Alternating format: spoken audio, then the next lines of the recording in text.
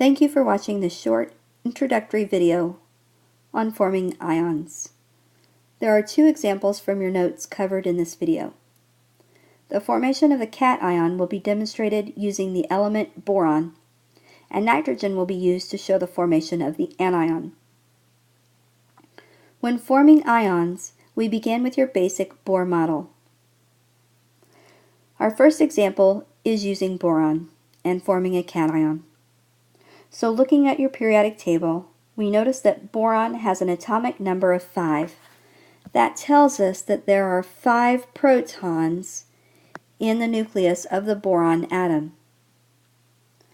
The number of neutrons is calculated by taking the atomic mass and rounding that to the nearest whole number, then subtracting the number of protons from it. So 11 minus 5 leaves us with 6 neutrons in our nucleus. Electrons are filled from the first energy level out. Each energy level can hold a maximum number of electrons.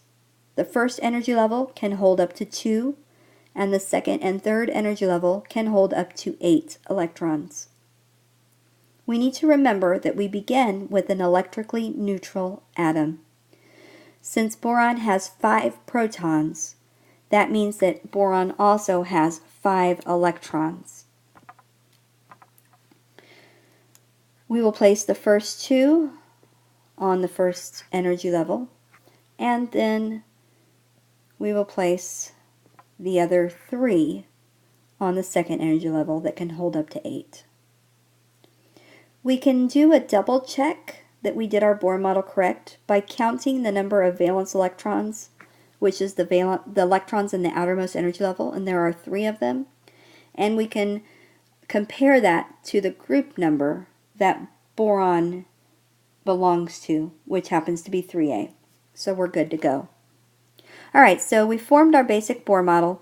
Now we're going to show the formation of the ion. When forming ions, we have to ask ourselves, what's that element going to do? It can either gain or lose, and the magic number, remember, is 8. So boron can gain 5, which would give it 8 valence electrons in that outermost energy level, or it can lose 3. It's going to lose 3 because that takes less energy. So we show that process by putting a circle around the electron we want to get rid of and using an arrow to show its removal from that ring.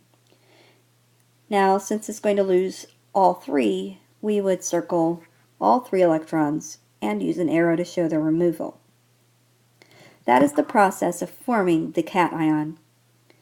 Now we're going to make the product because this arrow in the center says there's something happening and everything to the right is the product of that process. So we have not changed the existence or the identity of that atom, so it still has 5 protons and 6 neutrons in its nucleus. But when we do the electrons, the only 2 electrons we're going to place are the 2 that are still there. Remember, we removed the other 3. Now to finish up this ion, we need to dress it up. We're going to put brackets around it and then add its charge. So we put brackets around it and then add its charge. Now remember, its charge is the number of electrons either lost or gained, and then if it's lost, we add a positive sign, and if it was gained, we would add a negative sign. That is our Bohr model demonstration of the formation of the boron cation.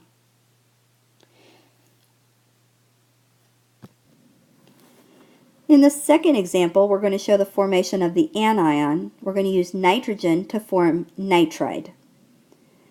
We start with our basic Bohr model. So looking at our periodic table, we see that there are 7 protons in nitrogen, and that the neutron number is 14 minus 7, so we're left with 7 neutrons in our nucleus. We're going to place our electrons in the same format as the previous example. We have 7 electrons because it's electrically neutral, so we'll place 2 of them on the first energy level, and then the remainder will be placed on the second energy level.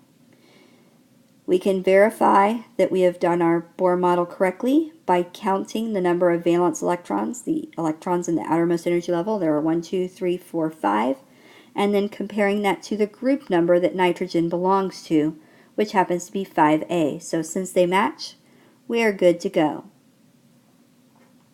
Our next step in the process is to ask ourselves, what is nitrogen going to do? It has 2 choices. It could gain 3 or lose 5. It requires less energy to gain 3 electrons, so that's what it's going to do.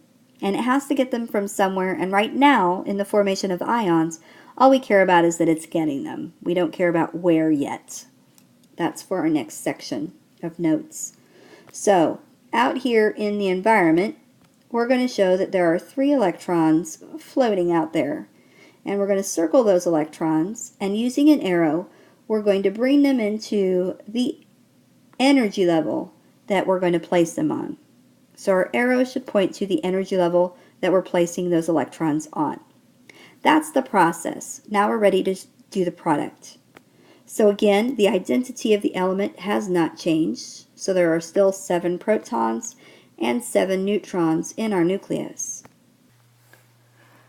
When looking at the electrons, however, we are going to go ahead and start with what we began with since we are gaining electrons. So we will add our electrons 2 to the first energy level, and then we'll put the 5 back on there. Now the 3 that we gained, we're going to show those in a special way. We're going to use X's. So for the 3 that were gained, we're going to put those on the energy level as X's.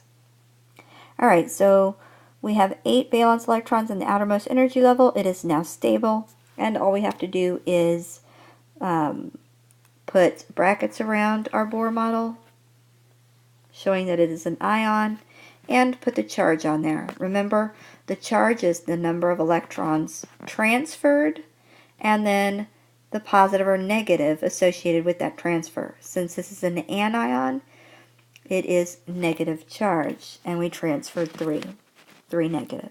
Thank you for watching this video, and I will see you in class.